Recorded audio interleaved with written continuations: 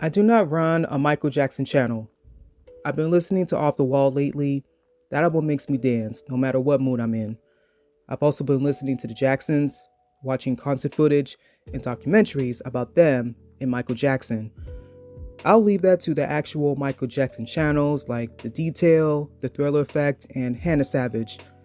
I make videos about topics that millennials are familiar with, and if you're a millennial, you were a kid when Michael Jackson was still releasing albums and touring, and you remember where you were when the news broke that Michael Jackson passed away. My name is Sio Korba. Welcome to my channel, and in this video, I talk about what I think the King of Pop would have been dealing with today if he was still here. Let's get into it.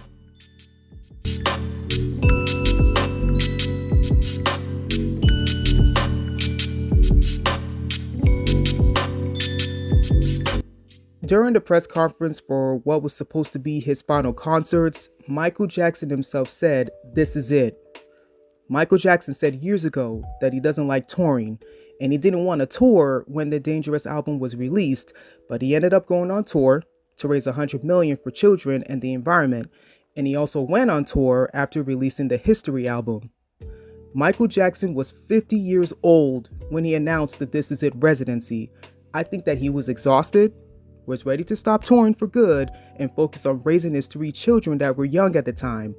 But I don't think that he wanted to stop performing altogether. If he still performed, it would have been different from how he was performing when he was younger. Initially, I was going to say that he probably would have done a Las Vegas residency, but I saw the Searching for Neverland movie. It was about the last 2 years of his life through the lens of his former bodyguards. His manager at the time proposed the idea of doing a Las Vegas residency to him, and he told his bodyguard that he cannot do a show 5 days a week because it would not alive him. So scratch that. Maybe he would have done a residency with his brothers because he would have had family support to keep him going. I think that Michael Jackson wouldn't have stopped performing because that would have been hard for him to do.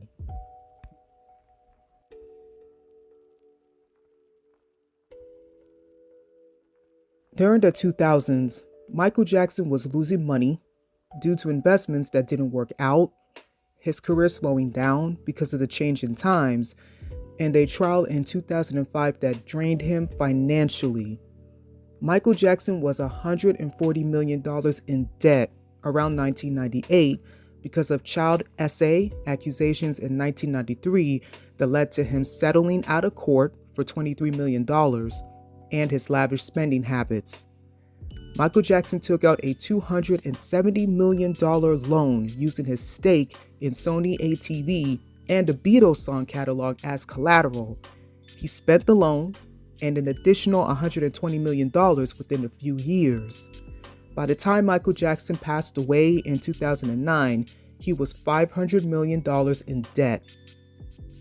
Michael Jackson would have been dealing with mounting debt if he was still here, and the This Is It residency probably would have helped him get out of debt.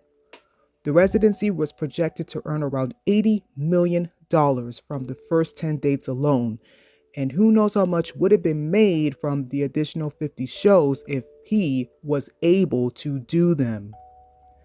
Michael Jackson's health was a cause for concern around the time that he was preparing for the This Is It residency. After he passed away, it was revealed that he was dealing with health issues, including chronic inflammation of the lungs, arthritis in the lower spine and some fingers, and mild plaque buildup in his leg arteries. His health was also affected by stress from court appearances, hostile publicity as a result of his tarnished image, strain from his lifestyle, and rumors of an addiction to prescription medications. Michael Jackson looked frail during the This Is It residency press conference, and based on the state of his health at the time, I doubt he would have been able to complete all 50 shows. He probably would have made it halfway, and then would have stopped because of his health, which probably would have led to a breach of contract and caused another financial hurdle.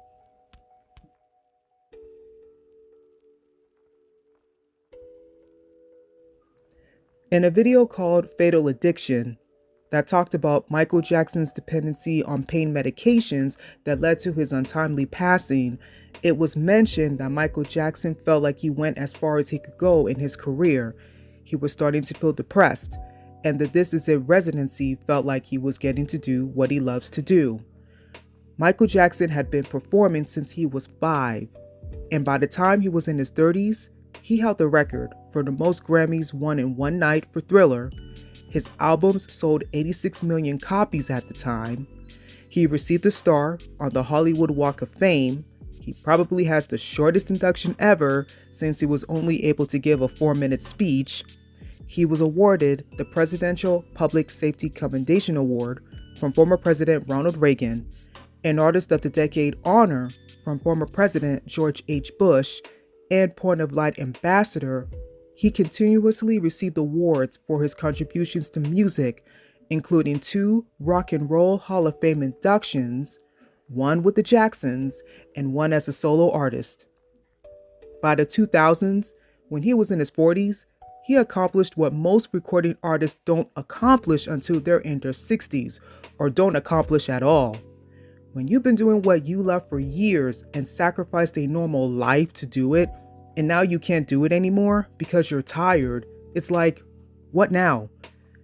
Michael Jackson would have been dealing with creating a life away from the stage, and that would have been one heck of an adjustment because the stage is all he knew. It's not like he could start doing the things that he couldn't do when he was in the spotlight, like going to the store, taking his kids to school, and going to the library, because he would have still attracted a crowd and caused a frenzy. He would have had to find a way to live a quiet life that would not draw attention to himself and his family, because he doesn't need attention anymore. The transition from being in the spotlight to outside of the spotlight would have been hard at first, but his family would have helped him adjust.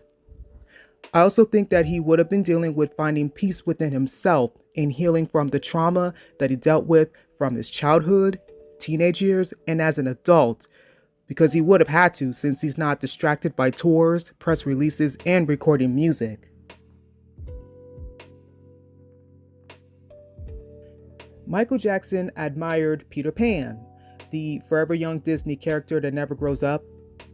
He identified with the character because he felt like a child trapped in an adult world, being that he had been in the entertainment industry, a predominantly adult industry, since he was a child.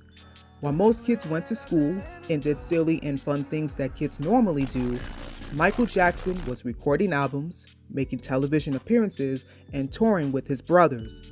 Those things sound like fun, but they had to put in work to be able to do those things.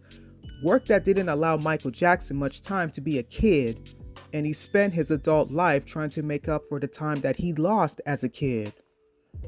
That seems to be a pattern among child stars.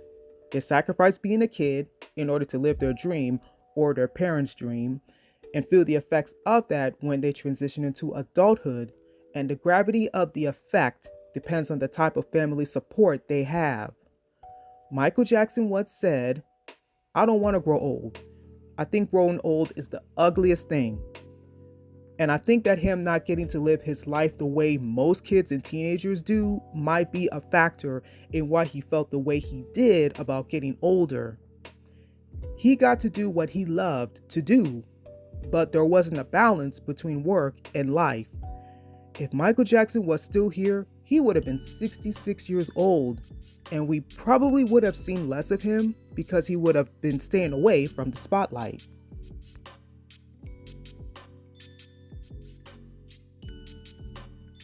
There will never be another recording artist like Michael Jackson, because what he accomplished in music was unheard of and hasn't been done since, not to mention his concerts. Michael Jackson's concerts were amazing because he was a one-man show. He didn't need backup dancers, but he used them anyway. If you went to a Michael Jackson concert, you were going to watch a performer do things on stage that did not seem human.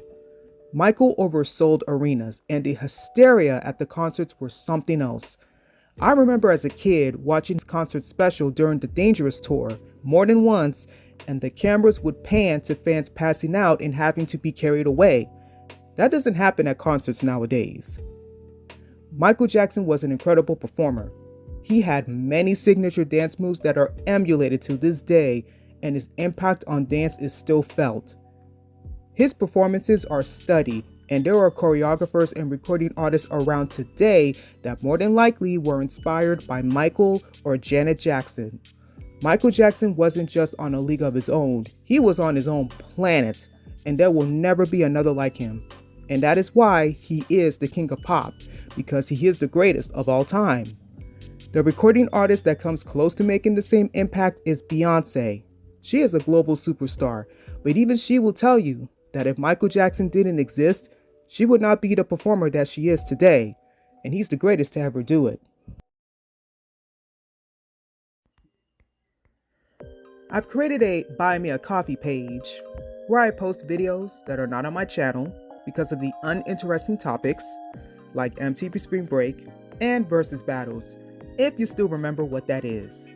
My passion is fashion design, and I created a gallery on my Buy Me a Coffee page consisting of my work so far. I converted my designs to 3D models to show how my designs look like in real life, and to see what started out in my mind come out exactly like how I envisioned has been amazing, courtesy of AI. I think that AI can be useful for enhancing your artwork if you're a creative. I said enhancing your artwork, not creating artwork. Typing create a painting like Picasso in ChatGPT is not creating art. It is a shortcut. It is insulting to actual artists that create their work from scratch. Actual artists creating work that starts in the mind and ends up on the canvas.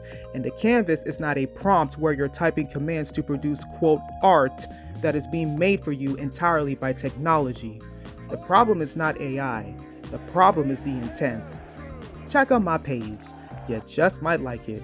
And I appreciate your support. You can also see more of my work on my Vero page. And follow me on Blue Sky. If you prefer to stay on YouTube, check out my other videos, or subscribe to see more videos and get notified. Thank you for watching, and have a great day.